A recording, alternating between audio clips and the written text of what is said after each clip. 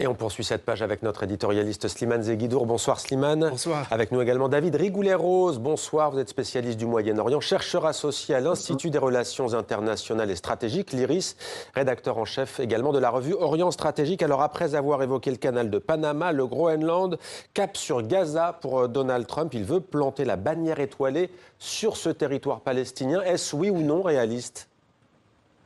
Oui, ça fait partie des déclarations fracassantes dont le président américain est coutumier. Là, il va très loin, effectivement, ce qui explique l'état de sidération.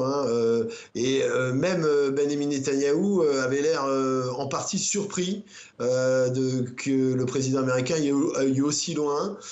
Donc, ça soulève beaucoup de questions, ça laisse pour le moins perplexe, d'autant plus que le président américain, en réalité, fait abstraction de tout ce qui relève de la notion de territoire. En réalité, il est dans son ADN professionnel de promoteur immobilier, c'est-à-dire qu'il ne voit que des surfaces, des espaces à aménager éventuellement, et donc de ce point de vue-là, il est conforme à son ADN, mais le problème c'est que ça laisse tout le monde pantois. Qu'est-ce que cela nous dit de sa vision du Moyen-Orient ? Le problème, c'est qu'il est très américain au sens premier du terme, c'est-à-dire qu'il n'y a pas forcément de profondeur historique. Alors, il se trouve qu'au niveau discursif, ça coïncide avec certaines attentes de ministres d'extrême droite, vous l'avez souligné, même si ce n'est pas pour les mêmes motivations en réalité. Il est dans une logique purement transactionnelle, pas foncièrement idéologique, ce qui n'est pas évidemment le cas des ministres d'extrême droite du gouvernement Netanyahou, mais il se trouve que ça coïncide, et donc ça suscite beaucoup d'inquiétudes, d'interrogations, et puis surtout, ça met en exergue quand même des contradictions patentes, parce qu'il se présente comme le président qui va favoriser une pacification régionale, en théorie, et ce type de déclaration, évidemment, entre en contradiction avec ses principaux mobiles, par exemple celui de finaliser les accords d'Abraham en intégrant l'Arabie Saoudite, et on voit mal comment ce type de déclaration pourrait favoriser ce type de processus. Merci beaucoup David Rigoulet-Rose d'avoir été avec nous en direct dans 64 minutes sur TV5 Monde. L'éditorial à présent de Slimane Zeguidour. Ce qui a retenu votre attention dans les déclarations de Donald Trump, c'est l'effacement des Palestiniens, y compris dans le verbe. Oui, on a écouté son discours. Il y a une déshumanisation complète du fait palestinien comme présence démographique, historique sur place. Dans son discours, qu'est-ce qu'il nous dit? On va reconstruire Gaza.